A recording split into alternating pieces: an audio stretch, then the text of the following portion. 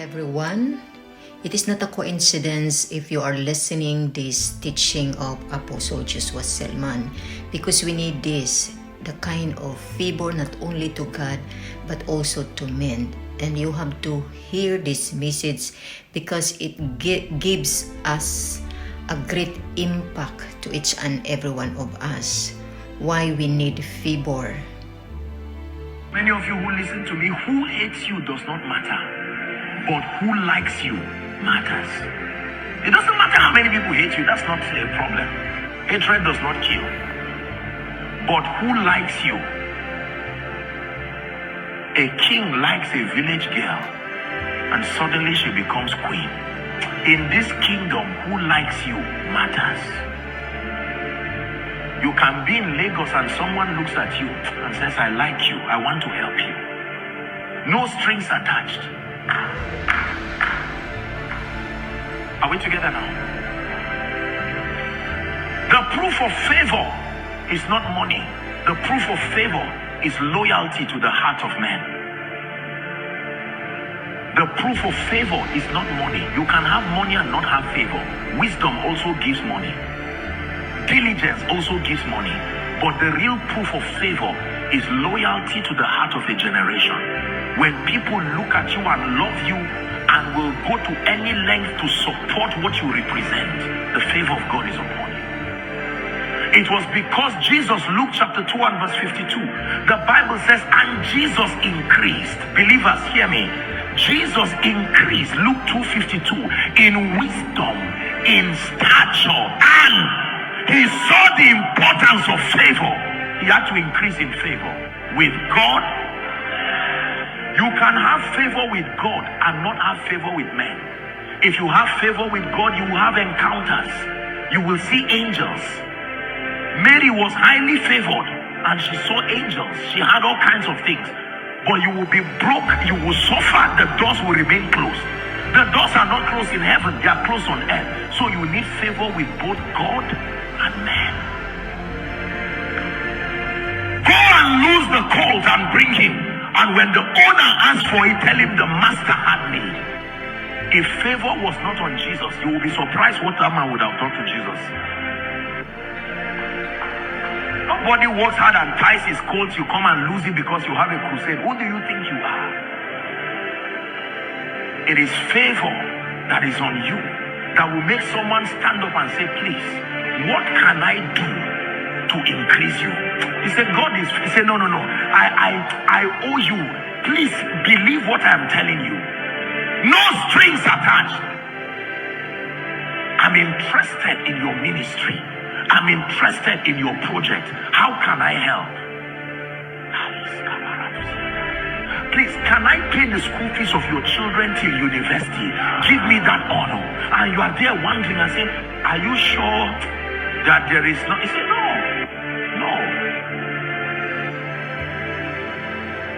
I will give these people favor in the sight. In the sight.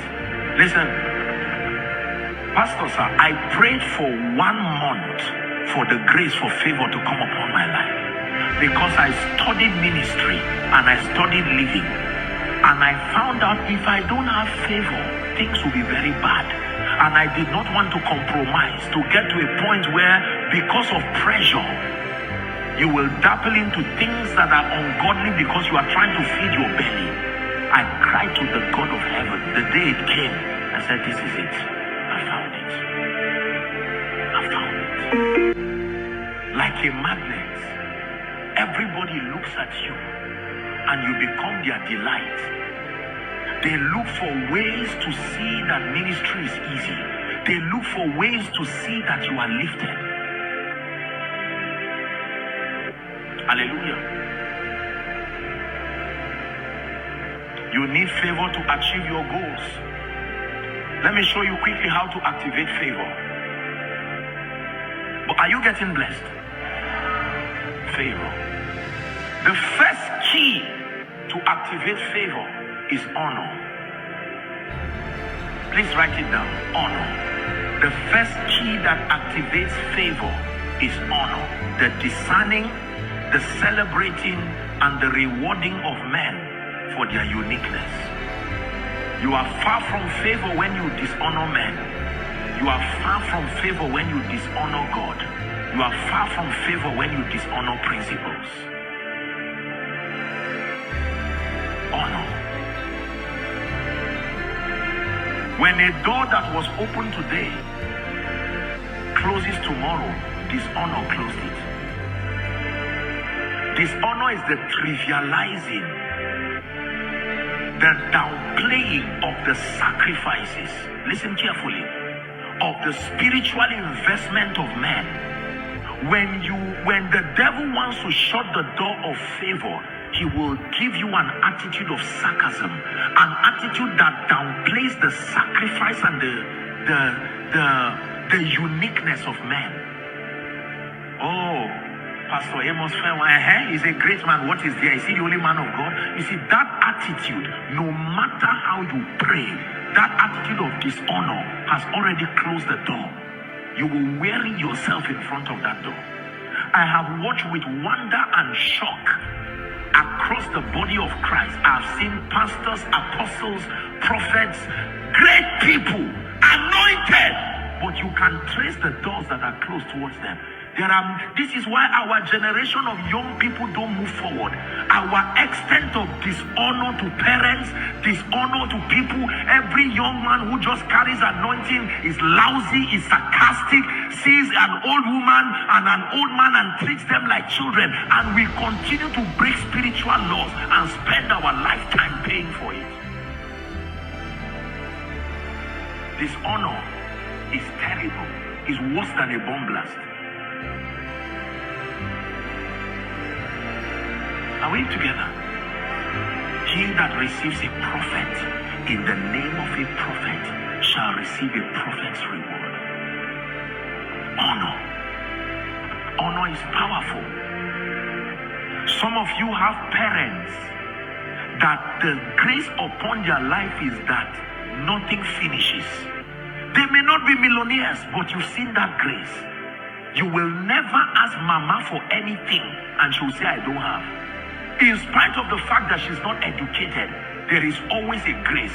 You are working with an oil company, but you still say, Mama, can you help me with 100,000? And she will open one basket and bring it out. It's a grace. It's not just savings. You have not honored that grace. That's why it did not come upon you. And in spite of the fact that you are doing a white collar job, blue collar job, whatever kind of collar, you find out that you are not making progress.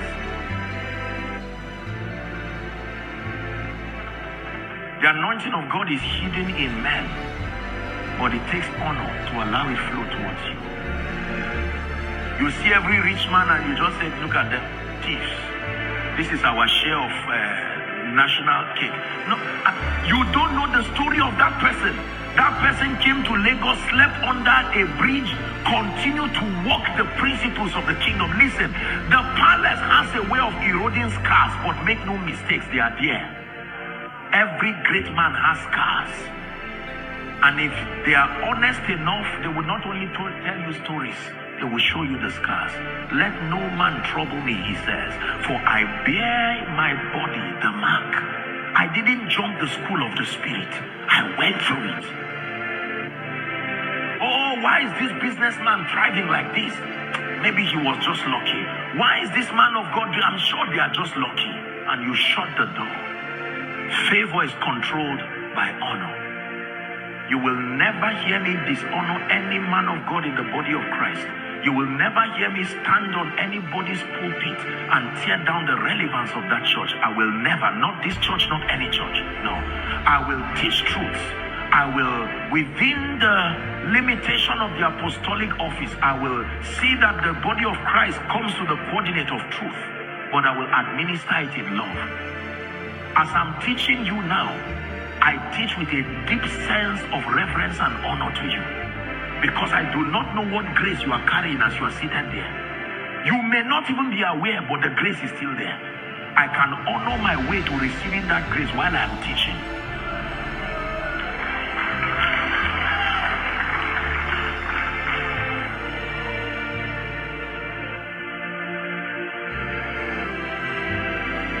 Show me a man that understands honor, and I show you a man who does never short for. No. There is a grace that comes with honor. It makes you likable. Beulah, Hephzibah. People look at you and want to be around you. They will run around themselves to see that they connect to yourself. Listen, if you are alone and you are struggling, it's proof that dishonor continues to close open doors in your life. When I found that law, I said, this is it. I don't dishonor men. I truly do not.